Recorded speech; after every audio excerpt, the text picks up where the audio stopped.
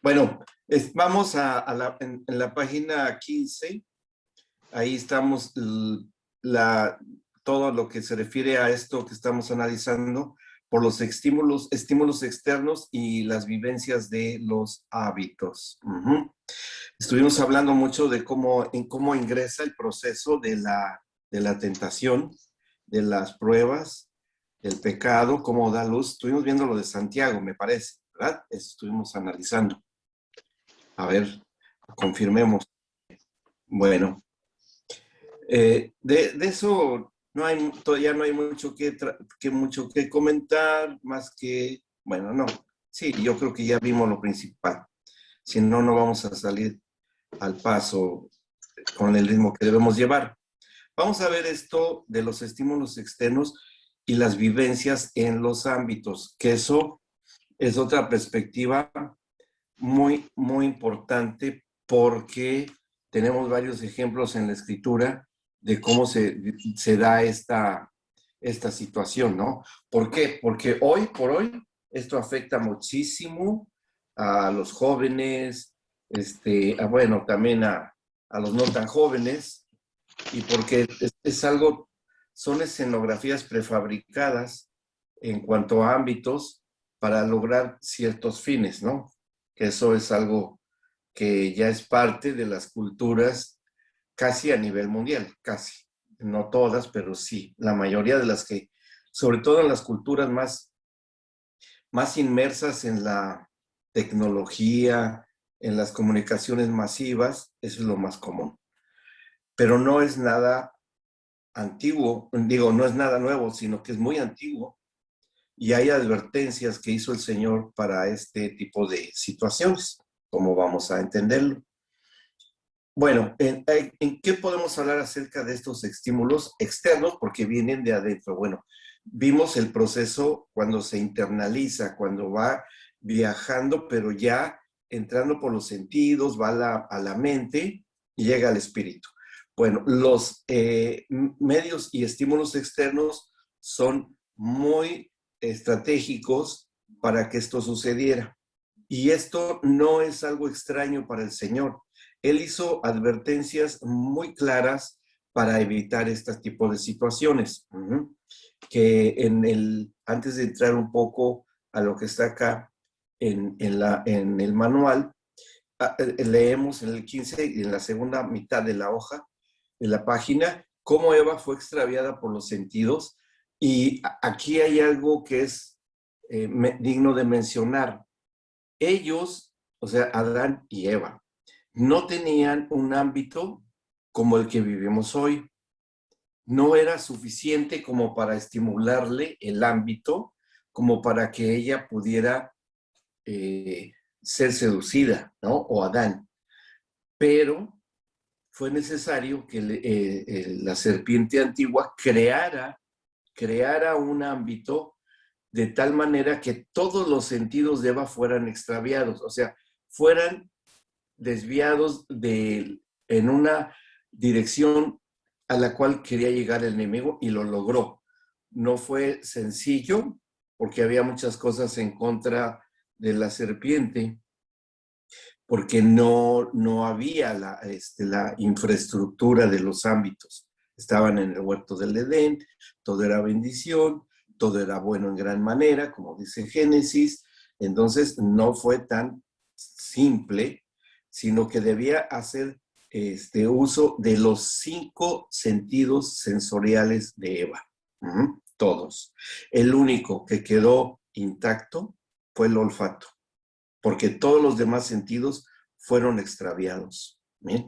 Aunque ella haya olido el fruto del árbol de las ciencias del bien y del mal para degustarlo, pero el propósito del Señor de no dejar trastornado el olfato tenía un propósito, que eso lo vamos a ver posteriormente. ¿Por qué? Porque solamente el sentido del olfato fue dejado intacto. Todos los demás sentidos fueron condicionados. El oído, o sea, lo que se oye, lo que se ve, lo que se toca y lo que se gusta. Todo eso sí fue tocado por la tentación y cayó en el terreno de ser los sentidos fácilmente corruptibles. Y Dios sabía por qué tenía que ser así. Bueno, ahora, aquí hay una cita en el Colosenses 2, y podemos leerla, que dice acá el apóstol Pablo, que dice en el 2:18. Bueno, dice así: nadie les prive de su premio, afectando humildad y culto a los ángeles, entremetiéndose en lo que no ha visto, vanamente hinchado por su propia mente carnal, y no haciéndose a la cabeza, en virtud de quien todo el cuerpo, nutriéndose y uniéndose por las coyunturas y ligamentos, crece con el crecimiento que da Dios. Pues si han muerto con Cristo en cuanto a los rudimentos del mundo, ¿por qué, como si viviesen en el mundo, se someten a preceptos tales como no manejes, ni gustes, ni aún toques? Permítame, porque dice, en conformidad a mandamientos y doctrinas de hombres, cosas que todas se destruyen con el uso. Tales cosas tienen a la verdad cierta reputación de sabiduría en culto voluntario, en humildad y en duro trato del cuerpo, pero no tienen valor alguno contra los apetitos de la carne.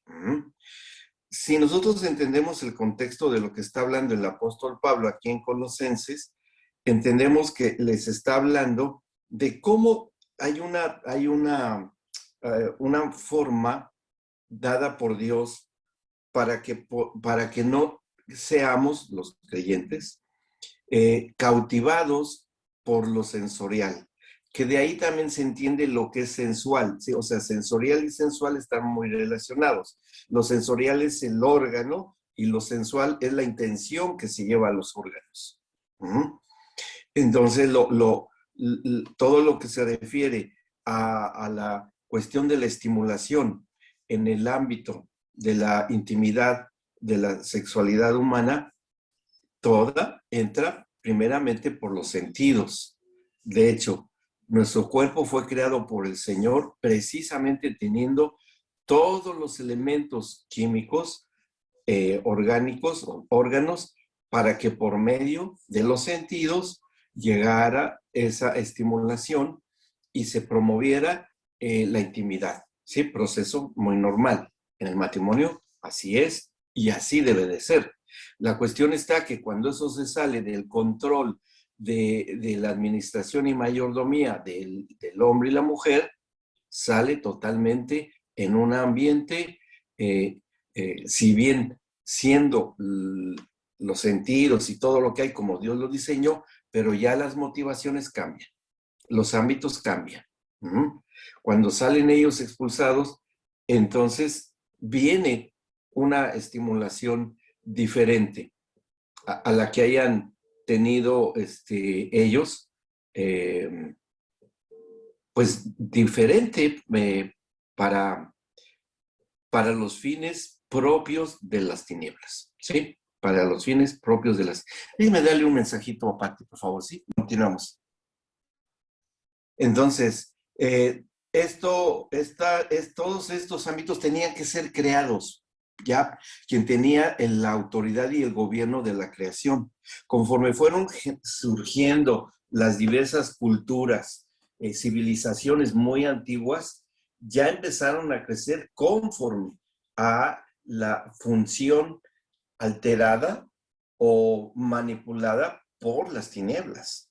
Todo lo que leemos, que inclusive hay una rama de la ciencia y que está mezclada con la arqueología, con la medicina, con la historia, que es una especialidad que se llama antropología sexual, ¿sí? Es decir, se estudian todas las culturas antiguas de cómo se fueron conformando alrededor de la sexualidad humana y cómo fueron surgiendo los mitos y fueron surgiendo todas las diferentes costumbres que surgieron de acuerdo al entorno cultural y todas las influencias propias de cada cultura.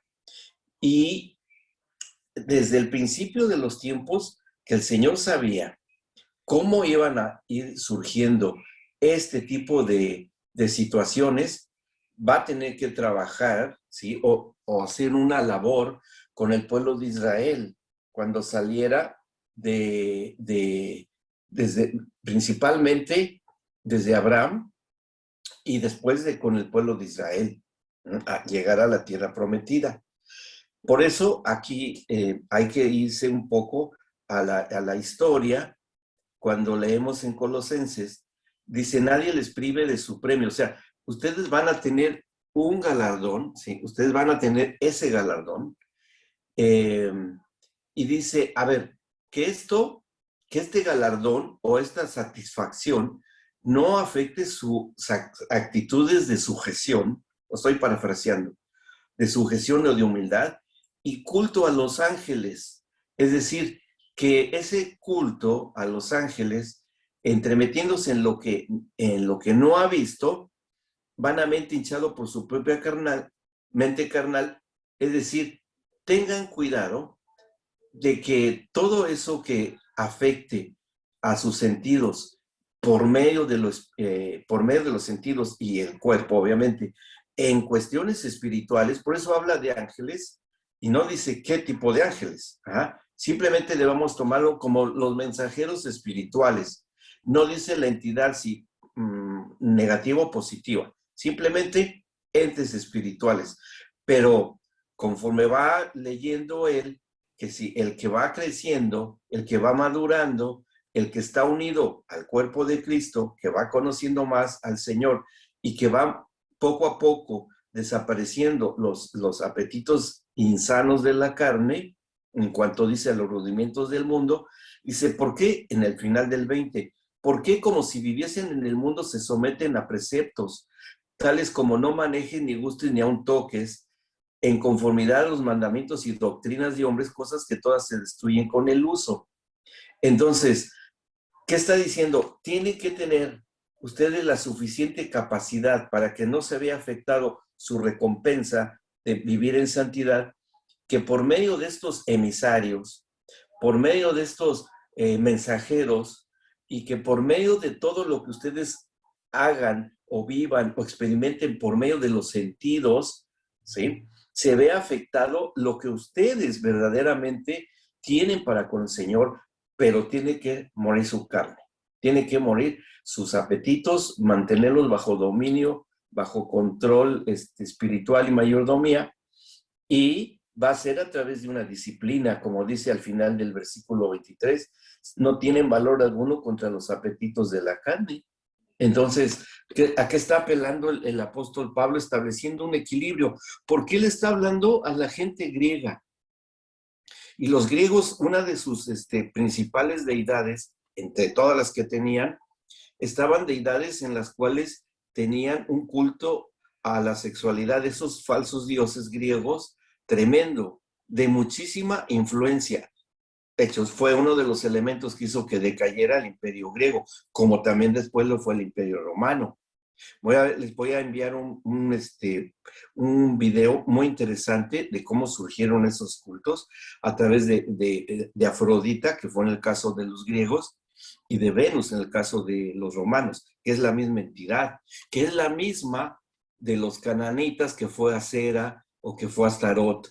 Son las mismas deidades, nada más que con diferente connotación histórica, antropológica y cultural, pero en la esencia y en el fondo era la situación de los cultos sexualizados. Y hay muchísima información antropológica, arqueológica de esos cultos, muchas.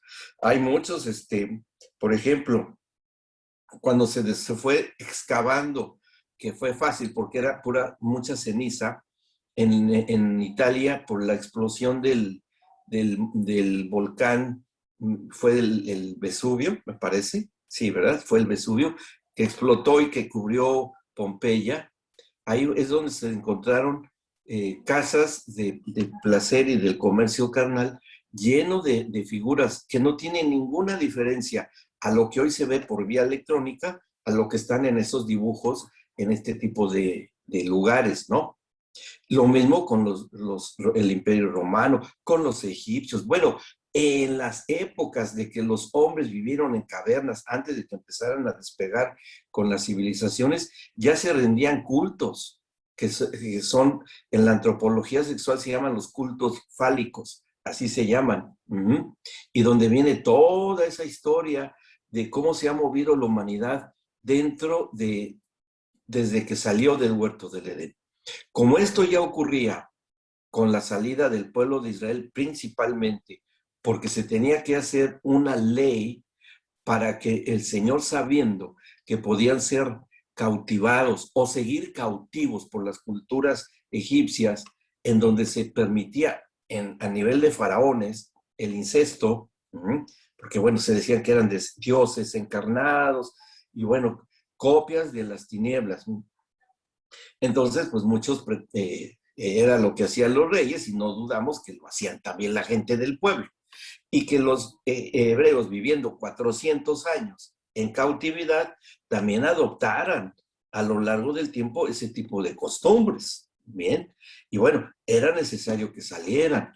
Cuando ellos salen de la cautividad y llegan ahí con todo lo que pasó con el pueblo hebreo, él les hace una advertencia que podemos leer en Levítico 18, ¿sí? Levítico 18. Como iban a llegar a la región de Canaán, de los cananitas, a la tierra de los moabitas, que ellos surgen del incesto de las hijas de Lot, con su propio padre. De ahí surgen, que ya lo habíamos visto, que vivieron en la ciudad donde el Señor estableció un juicio, que fue la ciudad de Sodoma y la ciudad de Gomorra, y que tenían ese tipo de cultos, ¿sí? Bueno, entonces, en el 18 es un verdadero manual de conducta en la administración de su propia sexualidad que le da el Señor a los hebreos. Cómo deben de conducirse. Cuando empezamos a leer el 18:1, dice, habló el Señor a Moisés diciendo, habla a los hijos de Israel y diles, yo soy el Señor su Dios. No hagan como hacen en la tierra de Egipto, en la cual moraron, ni harán como hacen en la tierra de Canaán, a la cual yo les conduzco, ni andarán en sus estatutos. Bien, o sea, ahí entendemos para a dónde los está dirigiendo, a qué tipo de culturas. Dice, dejen la cultura antigua, la egipcia, y no se vayan a meter en la cultura con la cual van a empezar a convivir, que será en la tierra de los cananitas, de los moabitas, amonitas y de todas esas culturas que tenían como ídolo a estos diosas y dioses de la fertilidad humana, donde había sacerdotes y sacerdotisas en estos cultos antiguos, donde había sacrificios humanos en honor de estos dioses, que además eran sanguinarias, eran terribles, bien, terribles y muy depravadas, muy depravadas. Bueno, dice en el 4, mis ordenanzas pondrán por obra y mis estatutos guardarán, andando en ellos, yo el Señor su Dios. Por tanto, guardarán los cuales haciendo el hombre vivirá en ellos, yo el Señor. Y aquí a partir del versículo 6 empieza a darles todas las posibilidades en las cuales y va dirigido al varón principalmente, ¿sí? Y después se infiere que también a las mujeres, pero no en el matrimonio, ¿ok? Vamos a darnos cuenta de esto. Dice el versículo 6, ningún varón se llegue, y esto es igual a intimidad carnal. Ningún varón se llegue a pariente próxima alguna para descubrir su desnudez. Yo el Señor. Pero aquí, atención, porque la palabra desnudez para los hebreos no es como la entendemos nosotros. Para el concepto para ellos, y ellos lo entendían bien, es ver y observar con morbosidad los genitales del prójimo. Ese es el significado de desnudez que ellos entendían, cosa que no era nada extraño para ellos, porque pues, estaba en la cultura, ¿sí? Y a donde iban a llegar, también, también. Entonces el Señor les dice, no vean este tipo de desnudez, pariente próxima, como ocurrió con Lot, como ocurrió con Canaán, cuando vio a su padre Noé, ¿no? En la misma situación. Dice yo el Señor, la desnudez de tu padre o la desnudez de tu madre no descubrirás, tu madre no descubrirá su desnudez, la desnudez de la mujer de tu padre, o sea, tu madrastra, ¿no? O no descubrirás la desnudez de tu padre, por el ser una sola carne. La desnudez de tu hermana, hija de tu padre, hija de tu madre, ya sea directa, hermana carnal o hermanastra, puede ser, ¿no? Nacida en casa o nacida afuera, su desnudez no descubrirás. La desnudez de la hija de tu hijo, nietas, o de la hija de tu hija, nietas, puede ser de cualquier género. Su desnudez no descubrirás porque es la desnudez tuya. La desnudez de la hija de la mujer de tu padre, engendrada de tu padre, tu hermana es, su desnudez no descubrirás. Y así sigue diciendo, leemos una muy larga lista de todas las posibilidades que se puedan dar. Y si se dan cuenta, esto apunta que pueda ser en un ámbito de familia. Todo esto es en un ámbito de familia, en donde ocurre por estadísticas el mayor número de abusos en esta área, entre familia, entre parientes. O sea, ya estaba previsto por el Señor. O sea, no es nada nuevo hoy. Esta es una circunstancia social que se ha dado desde esos tiempos. Ya estaba ahí. Y el Señor lo está dando como mandamientos directamente de Él. Viene en la ley. Y obviamente que la ley no se quitó, fue hecha cumplir con exactitud y vamos a ver qué tremendo costo tuvo para el Señor hacer esto. Y fue caro, alto, muy, muy alto el, este, el precio. Espérame.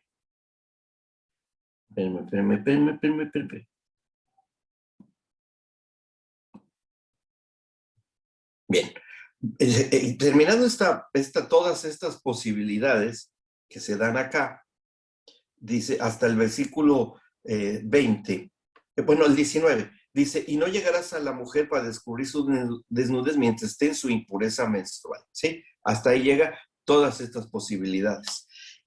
En el 20 termina con estas posibilidades. Dice, además, no tendrás acto carnal con la mujer de tu prójimo, contaminándote con ella. Ahora, esto de contaminándote con ella no habla de que se adquiera una enfermedad, que puede haberla, de una enfermedad de transmisión de esa naturaleza, sino que también por ser un ordenamiento que viene de Dios, incluye lo espiritual,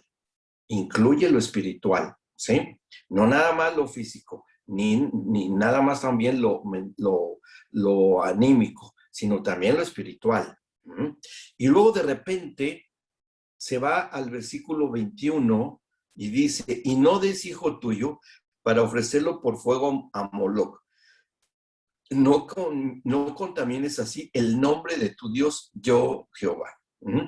¿Por qué de repente da aparente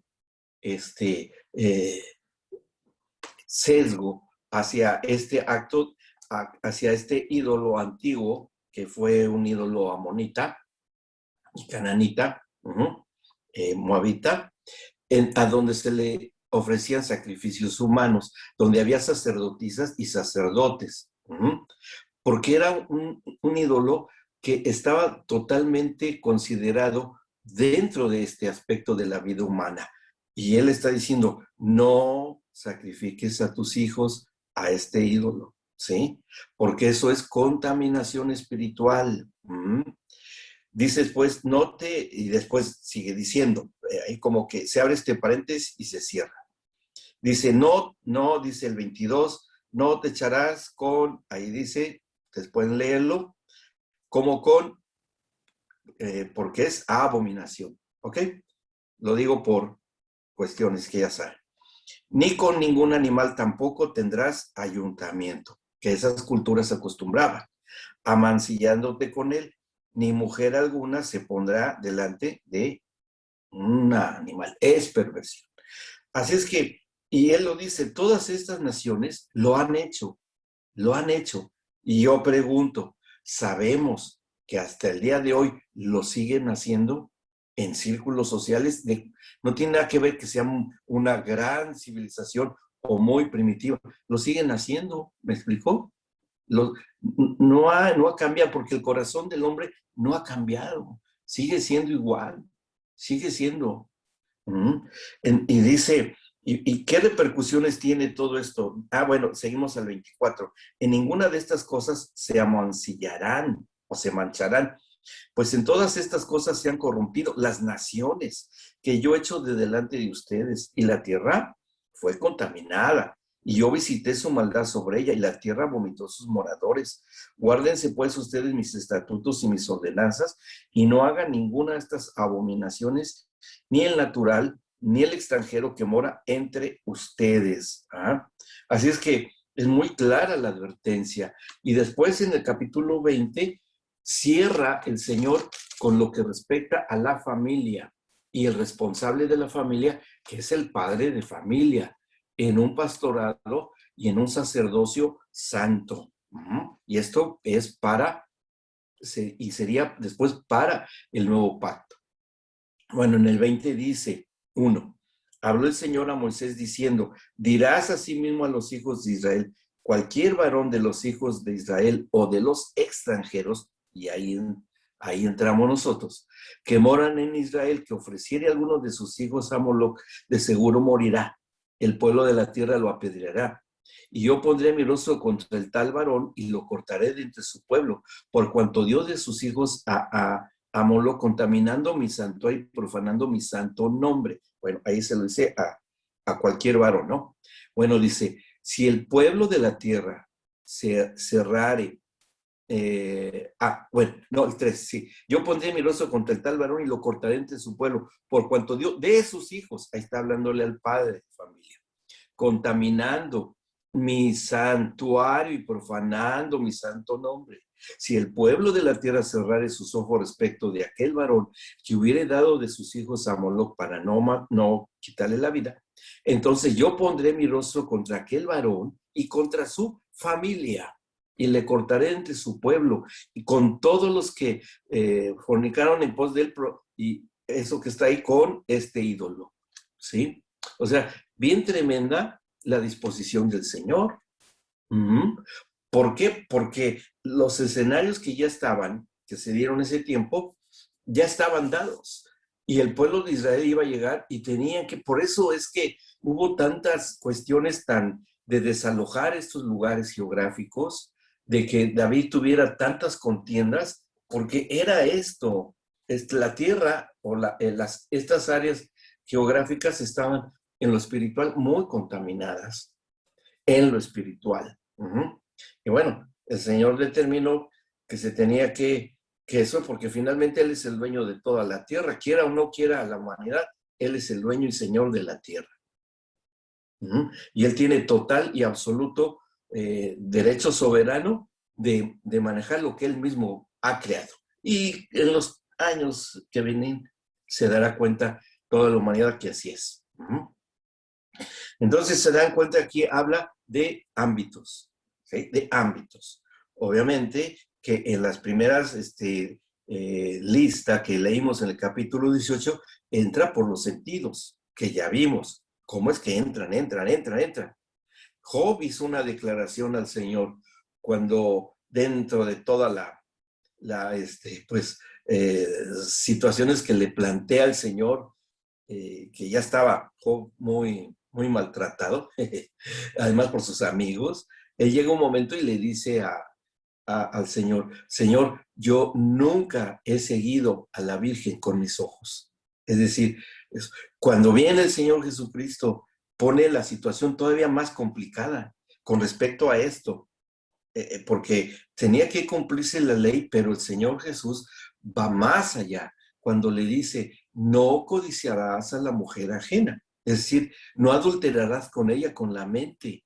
O sea, no es solamente ya en sí lo físico, lo grotesco, sino aún con el pensamiento con la mujer ajena.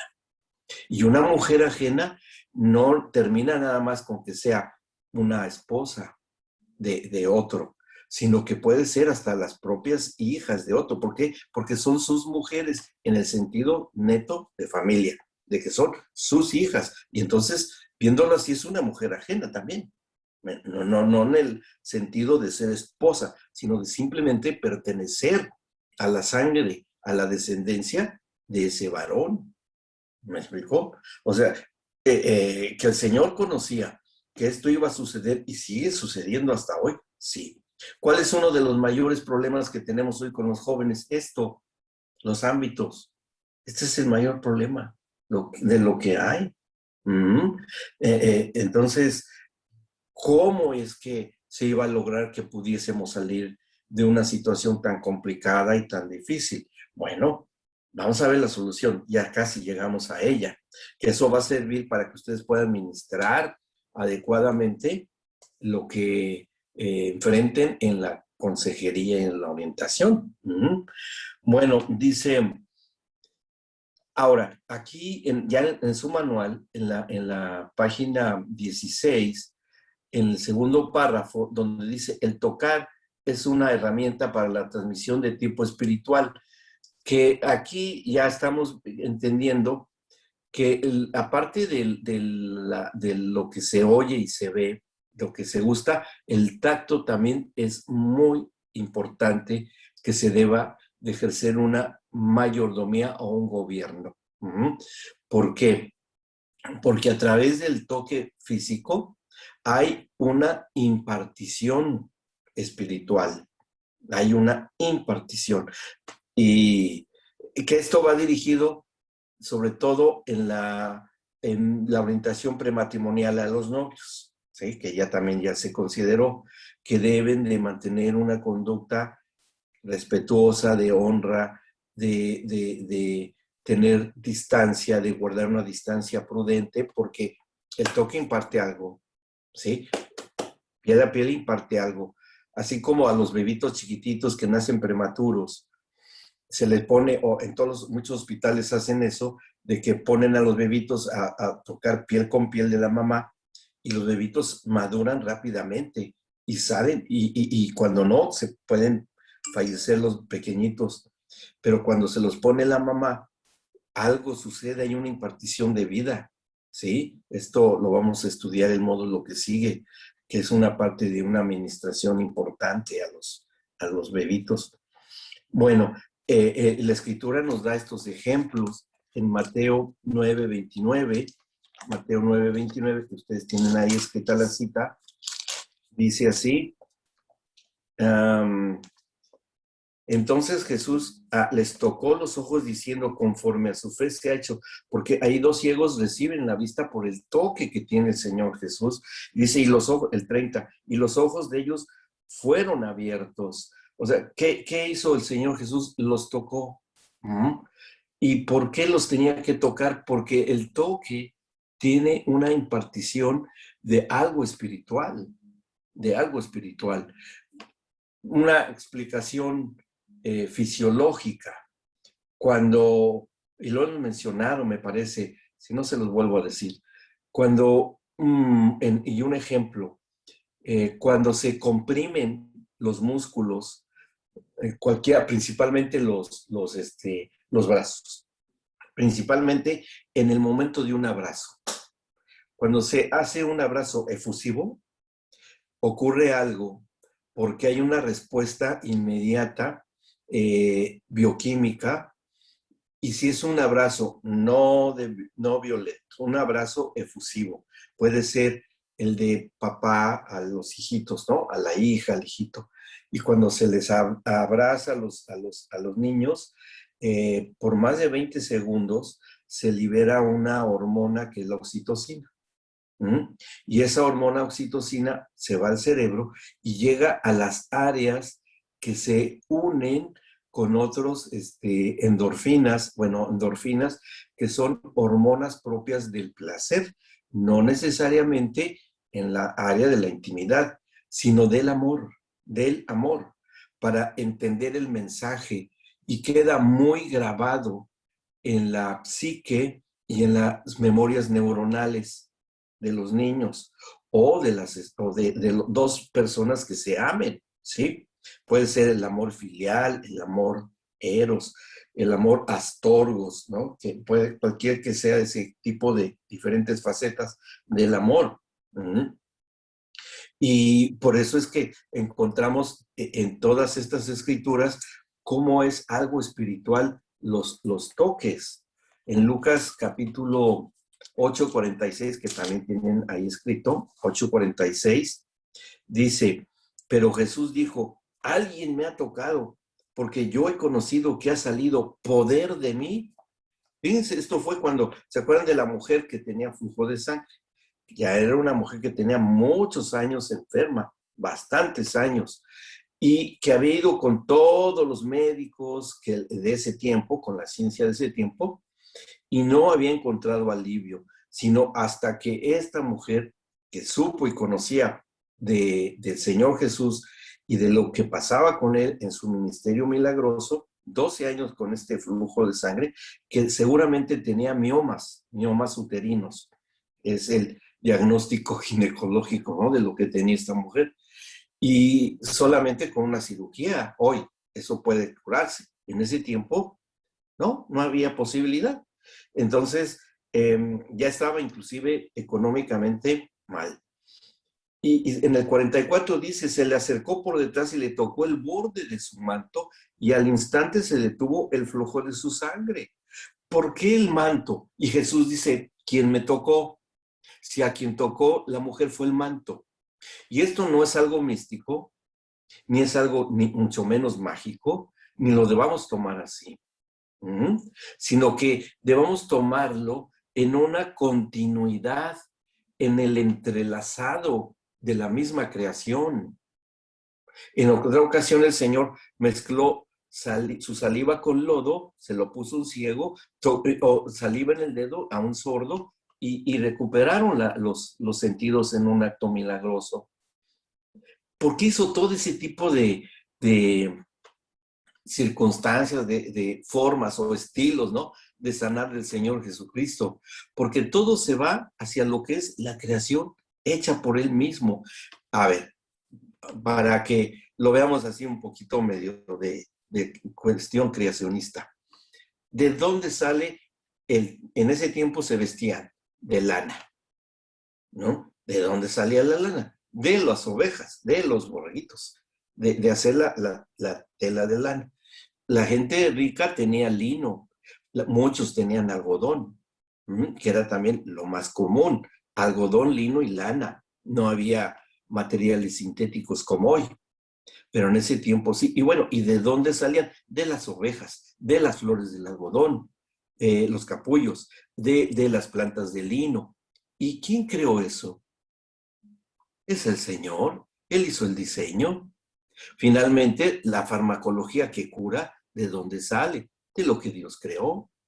¿De dónde sale la mayoría de los remedios? De plantas o de animales. De extractos. Las vacunas, ¿de dónde salen? De los extractos que se hacen con la experimentación para que seamos inmunizados.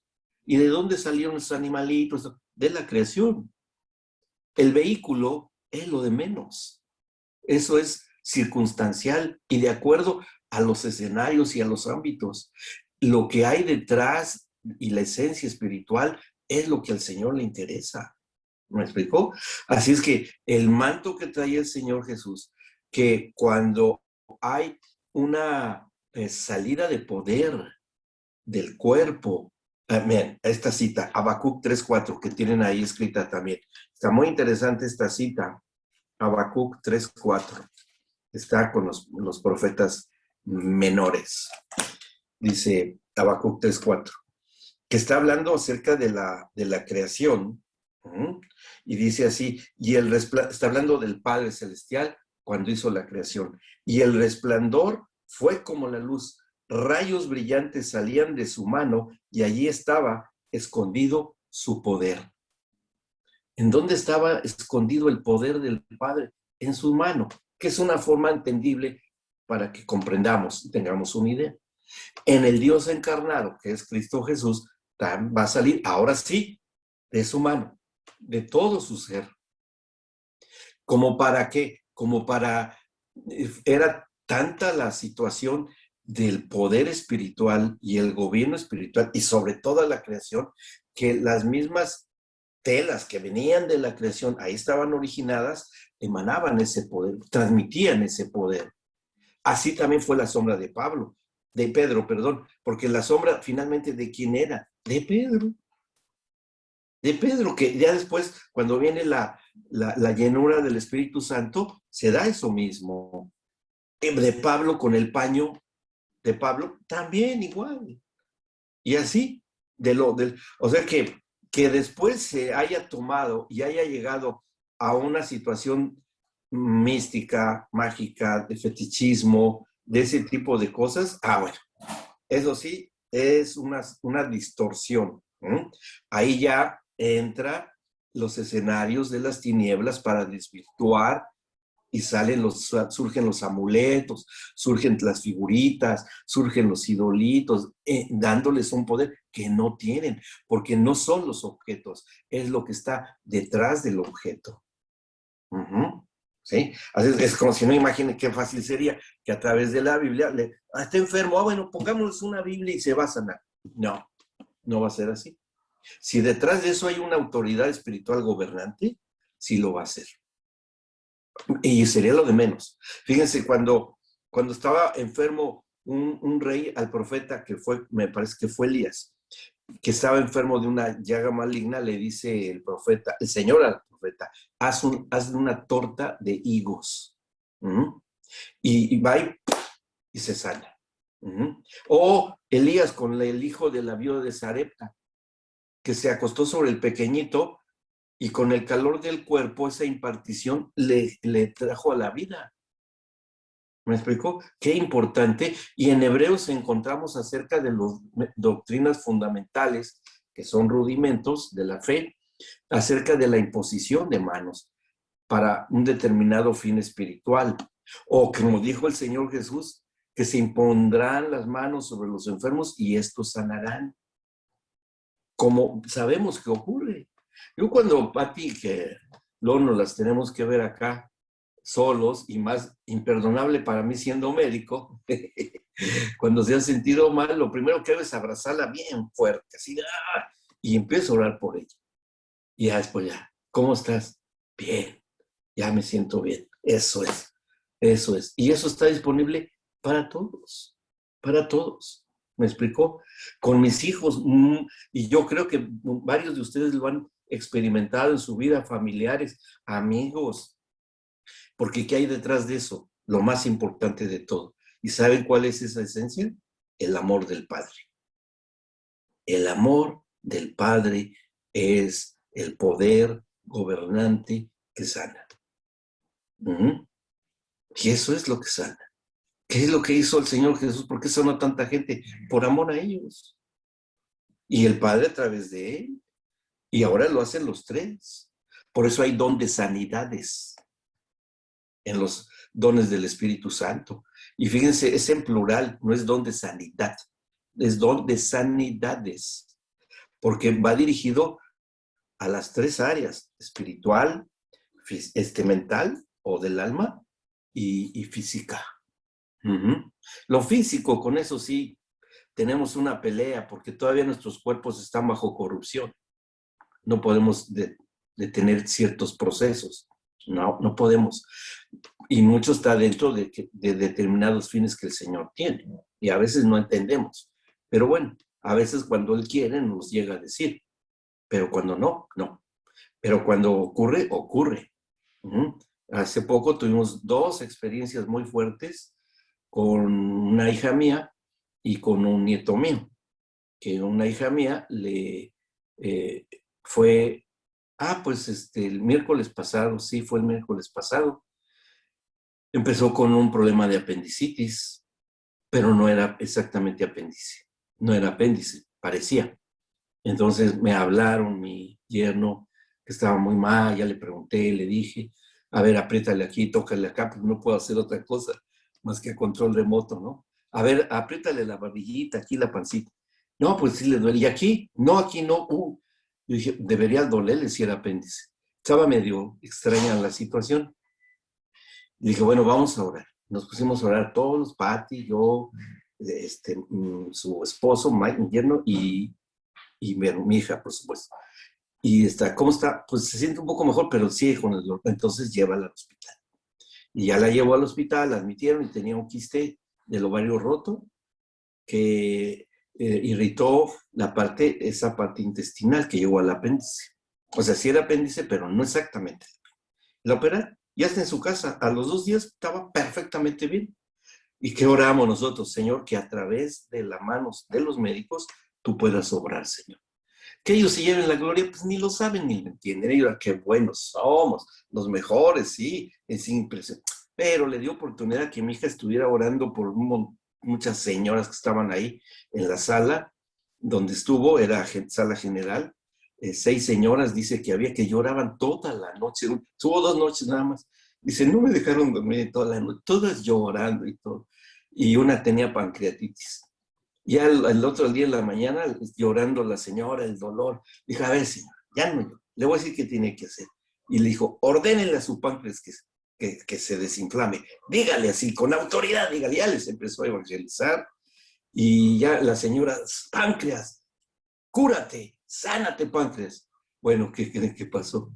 Que se sanó la señora, porque después los médicos dijeron, pues esta señora, quién sabe qué pasó, pero ya está bien del páncreas, ya no tiene ningún problema. Y bueno, yo entiendo que el Señor usa esos mecanismos para sanar y evangelizar y extender. Siempre hay un propósito de parte de Dios. El chiste es descubrirlo. Luego el otro día, a mi nieto estaba comiendo, de 20 años de edad, estaban terminando de almorzar y de repente le dice, ma, y hace la cabeza para atrás y pierde la conciencia. Y se paran todos bien espantadísimos, las pupilas dilatadas, sin pulso, sin presión arterial, transparente, verde. Pensaron que le había dado un infarto. Y me habla mi hija, papá, papá, dice, Joaquín se llama, Joaquín le dio un infarto, papá, ¿qué hacemos? Todo, a ver, tranquilos, ¿no? Espérame, tranquilícense. No, ya se lo llevó su papá al hospital de urgencia, le habrían hablado al 911 y bueno, ya llegaron allá y todo. ¿Y qué hicimos? Nos pusimos a orar, verdaderamente oramos con mucha, mucha fe, con mucha fe. Y en el camino recuperó la conciencia y todo, y bueno, ahora ya está, gracias a Dios, y es lo que dice mi lleno, el Señor lo regresó a la vida, porque, pues sí, ya pupilas dilatadas, sin respirar, sin pulso, sin presión arterial, ¿qué piensas? Pues que ya se acabó, ¿no? Y no, bueno, ya ahora ya la causa ya más o menos se tiene determinada, ya más o menos se sabe qué se va a hacer. Él tenía ya un problema anterior, le dio COVID, y ahora después del COVID se hizo más sensible, perdió 11 kilos de peso, pero bueno, ya después los había recuperado, y ahora viene esto nuevo, y bueno, pero está bien, o sea, sabemos que Dios, si lo regresó a la vida y tiene un propósito, eso, va a hacerlo, ¿no? Y así ha pasado también con esta misma hija del apéndice, cuando era pequeñita de meses, también se deshidrató, una infección gastrointestinal y chiquitita, tenía como 6, 7 meses de edad. Vivíamos en un pueblito por allá y se deshidrató y también tuvo un paro. Y yo le dije, Señor, dame habilidad para encontrarle las venitas, sin unas venitas de hilo. Y ya el Señor de veras guió mi mano y logré encontrarle una venita y por ahí le metí suero a alta velocidad y ya regresó la nena. Y hoy, bueno, ya está muy bien. Que a veces, sí, yo he pensado, bueno, el Señor usó saliva y tierra, pues yo uso una aguja. ¿Me explico? O sea, les digo, el elemento es lo de menos. Eso es lo de menos. ¿Qué hay detrás? La intención del amor. ¿Por qué? ¿Qué es lo que nos movió a mí con mi hija, con mi nieto y todo el amor. No es, no le hagas caso, siempre haciendo sus escenarios ahí de teatro, no, para llamar la atención. No, mis hermanos, no. Y lo mismo ocurre ya en cuanto al toque, también con la impartición espiritual, cuando hay una caricia santa en matrimonio o aún en el noviazgo, de manera apropiada y correcta, a cuando hay otras intenciones que provienen de las tinieblas. ¿También hay impartición? Claro que sí, también lo hay. Claro que la hay también. ¿Cuál es el mensaje que deja?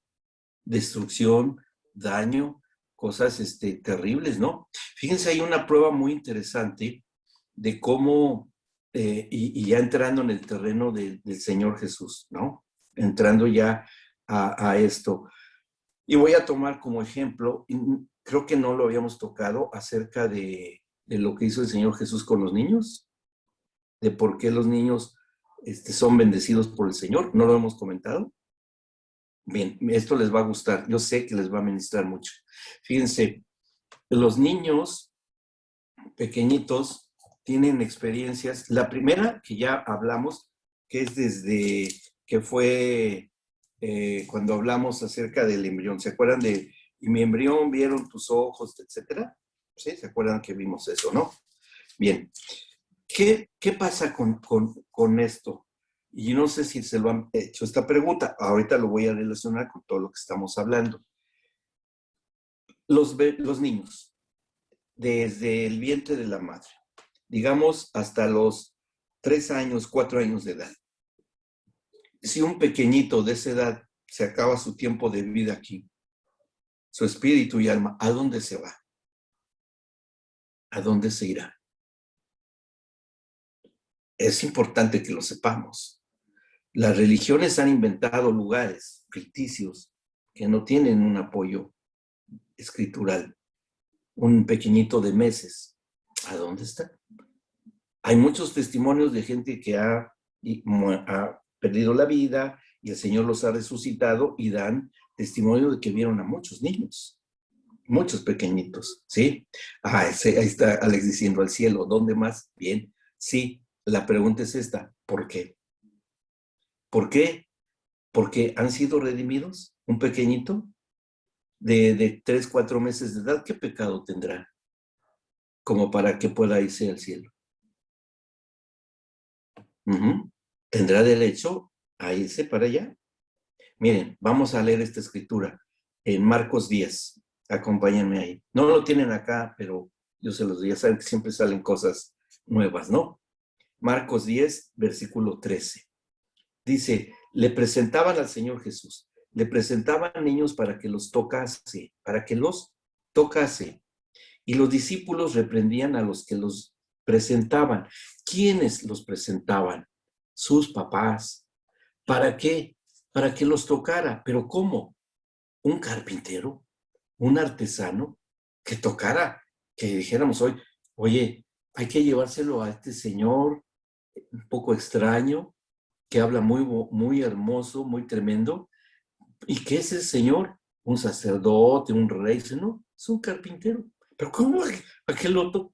No, espérame, ¿cómo vas a ir a presentarle a tu hijo a esa persona? Pero los papás habían visto el ministerio de Cristo Jesús, de todo lo que hacía, de los milagros. Entonces los papás dijeron, no, mi hijo tiene que ser tocado por él. Lo voy a llevar a que tenga un encuentro personal con él, con Cristo. Y esa era la intención de los papás. Pero ahí dice, los discípulos reprendían a los que los presentaban, porque bueno, qué bueno que dice discípulos, porque estaban apenas aprendiendo, ¿no? Dice, no, ¿que a dónde van? A ver, le van a llenar de mermelada el manto del maestro, ¿no? De tierra, de lodo, quién sabe qué cosas traen las manos estos niños ahí, todos con catarro, no. Y ahí los discípulos religiosos. Pero ¿qué es lo que los papás querían? Que hubiera un encuentro personal con Cristo. Y luego dice, y viéndolo Jesús en el 14, se indignó y les dijo, dejen a los niños venir a mí y no se lo impidan, porque de los tales es el reino de Dios. Y aquí dice, y en otro evangelio dice, son herederos del reino. Y acá de ellos es el reino. Los hace dueños del reino. ¿Por qué? ¿Por qué? ¿Por qué a los adultos no? ¿Por qué a los niños sí?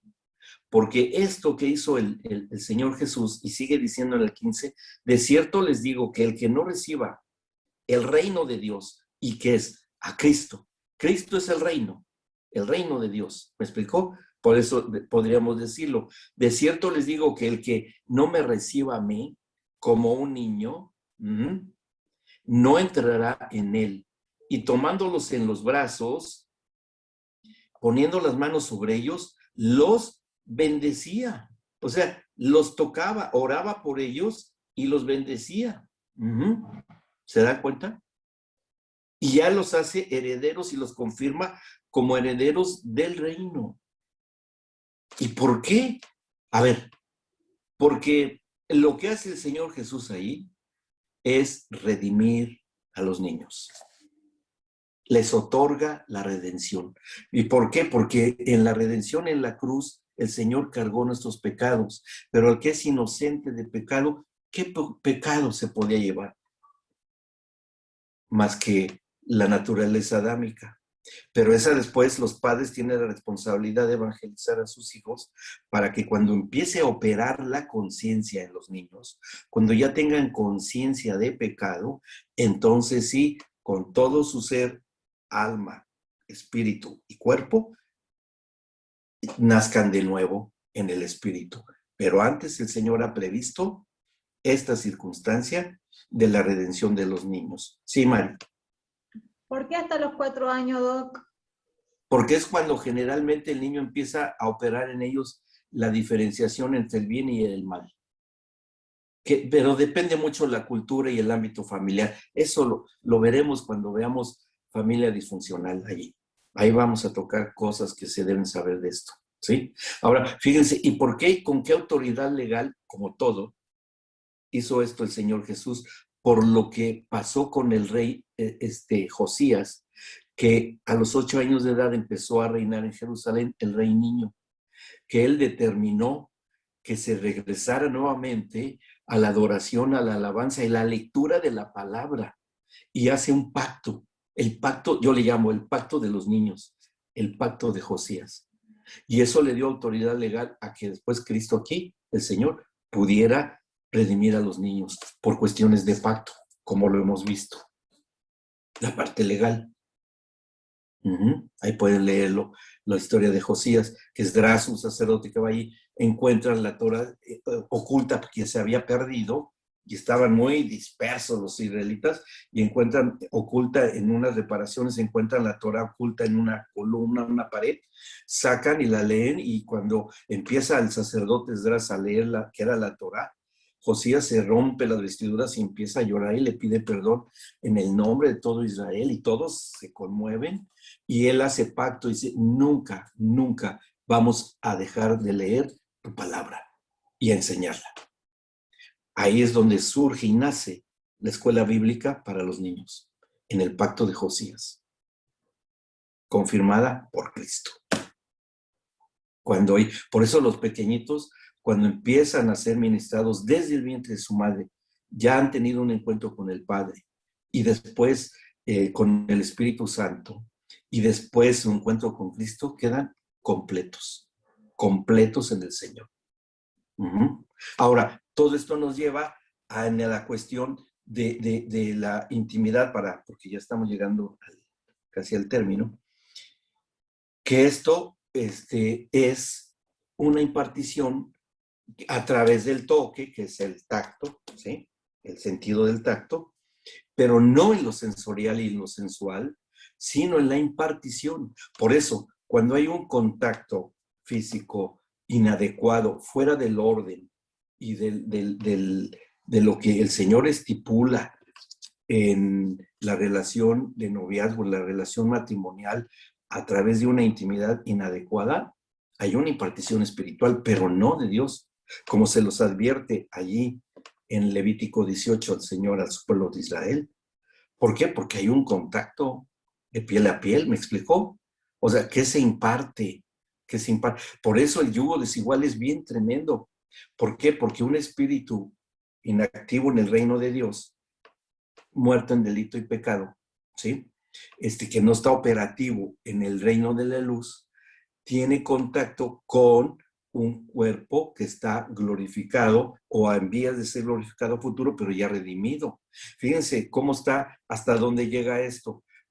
Cuando leemos, y con esto vamos a ir terminando este punto, cuando él resucita, algo sucede con la mujer de Magdala, la Magdalena. En el capítulo 20 de Juan, vamos ahí. Vean la importancia del tocar, de la impartición. En el capítulo 20 de Juan dice, a partir del versículo 11, recién había resucitado el Señor Jesucristo, todavía nadie lo había visto resucitado. Dice el 11, pero María, la mujer de Magdala, ¿se acuerdan de la historia de la mujer de Magdala, que fue liberada de 7 espíritus, que según las crónicas, no hay mucha certeza de su origen? Unos dicen que era una cortesana que iba con los gente de dinero, ahí del templo, gente importante, influyente. Otros dicen que no, que era una mujer del vulgo, que se dedicaba a cuestiones de ese tipo. El que haya sido, pero de que tenía 7 demonios inmundos, tenía. Y es liberada por el Señor, ¿sí? Después fue seguidora y servidora de Cristo, santificada en el ministerio de Cristo.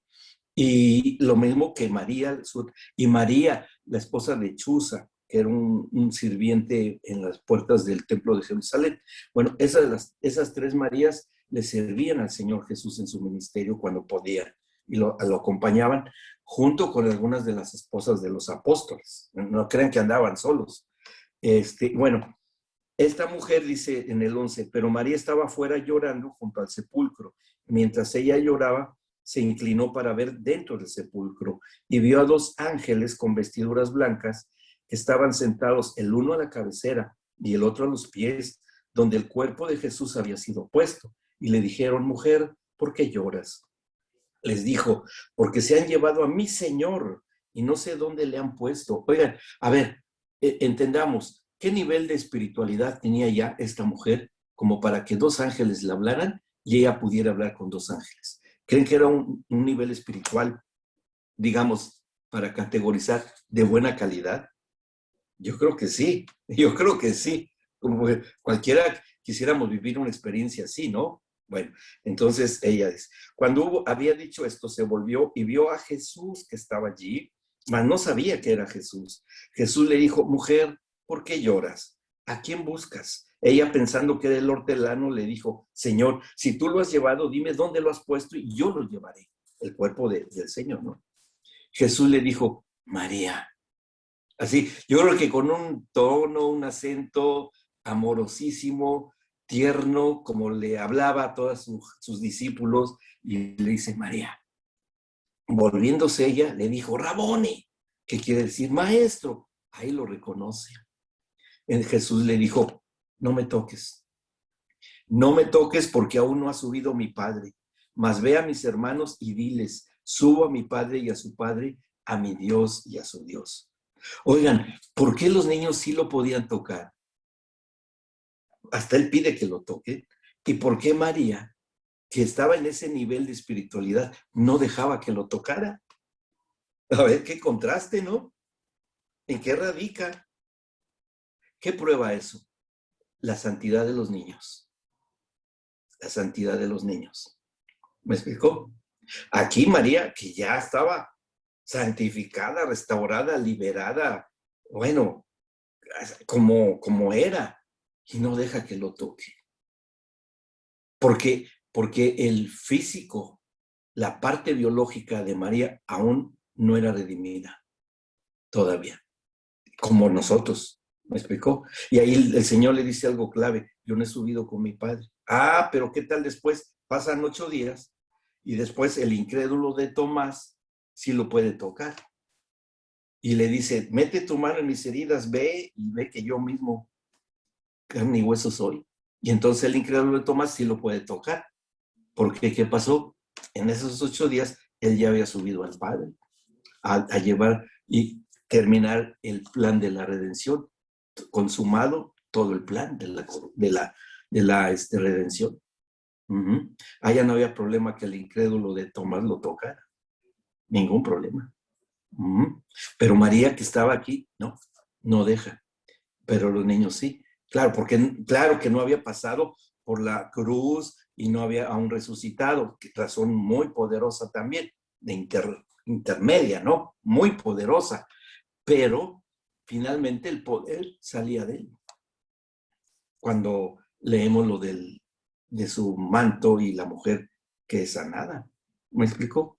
Esto es la importancia del toque, es la importancia de las caricias santas, del ósculo santo del que habla los apóstoles, de un beso sin intencionalidad carnal, sino con intencionalidad santa, como Dios dice, de imponer las manos sobre los enfermos, de que los novios tengan caricias santas y de honra a sus novias, de que los esposos no sea un toque lleno de contaminación del mundo, sino que sean caricias llenas de santidad, aún en la intimidad. No hay ningún problema, pero santas. ¿Ok? ¿Alguna duda o alguna pregunta?